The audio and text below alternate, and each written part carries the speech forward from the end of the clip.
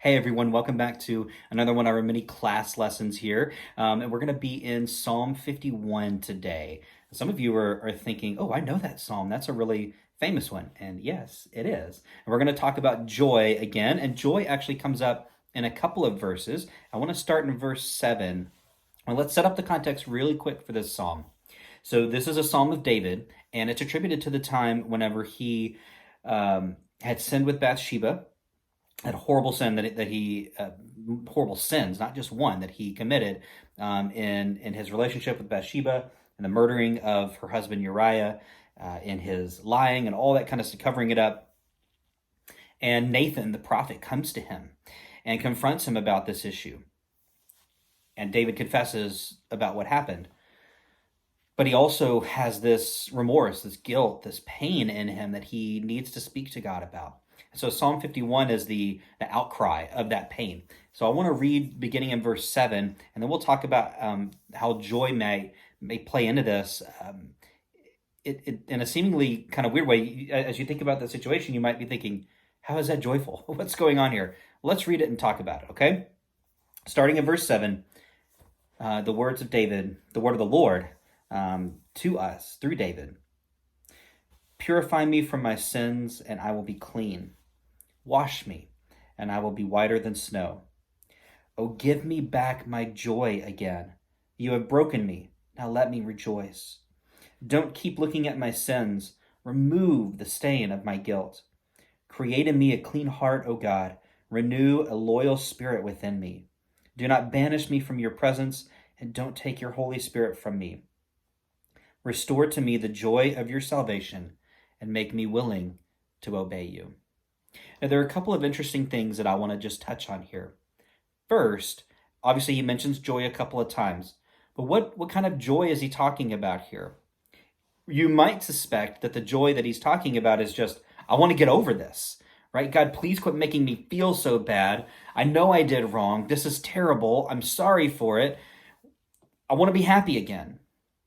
But the truth is, I don't think that's the sense that David's giving at all. I don't think that's the joy that he's asking for.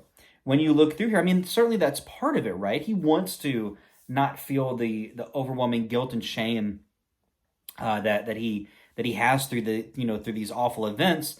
He's going to live with this for the rest of his life. But I think there's an even deeper layer here, that the joy that David's talking about is not just, I want to get past this, right? I want to get over this. Please get me through this time. But it is a, restore to me this joy that I have in being yours.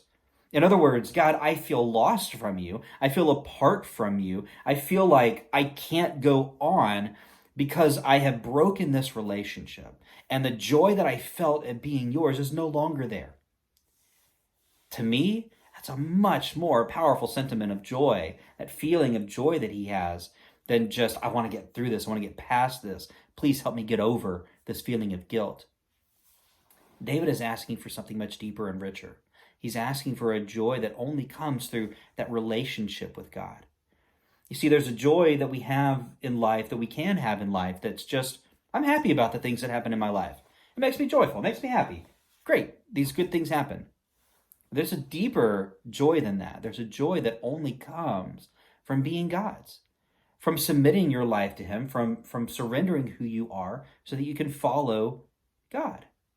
When we do that, there's an unspeakable sort of joy that is ours, that is bestowed upon us. That's the joy that David's talking about here in Psalm 51. That's the joy that he wants restored to him because he feels lost without it. And he is lost without it. That's powerful. That sort of joy is the joy that I've been doing this whole little series about. I mean, this sort of sums it up perfectly. I may have to end here now that I am going through this video and thinking about it. I may still do one more, I'm not sure. But how powerful that David recognizes that joy isn't in him right now. And it's not something he can just manufacture, conjure up, right? It's not going to just magically come to him because he wants it to. It's going to come to him through this time of confession, through this time of working out what is going on, what does he need to do. It's a very, very, very powerful moment here for David. Restore to me the joy of your salvation. Not the joy of my life, not the joy of getting past the sin, the joy of your salvation. And make me willing to obey you. Again, this joy isn't just about getting over it. This joy is also about David taking his life to a new place where he is totally obedient to God because he realized what happens when he's not. I think that's a really powerful way to look at joy, something that Psalm 51 brings out really well. I hope this video has been, a blessing to you to think about joy, to talk about that this morning or today, this evening, whenever you're watching this. For me, it's the morning still. I hope you have a great rest of your day. Take care. If you're part of our church family, be on the lookout in your email for an update about getting back together. An update about that should have been sent out.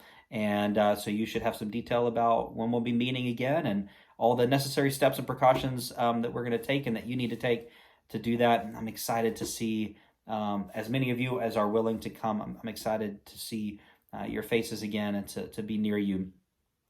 Please continue to take care of yourselves. Reach out if you need anything. We are always here to help. Have a great rest of your day and your week, and I will talk to you very soon.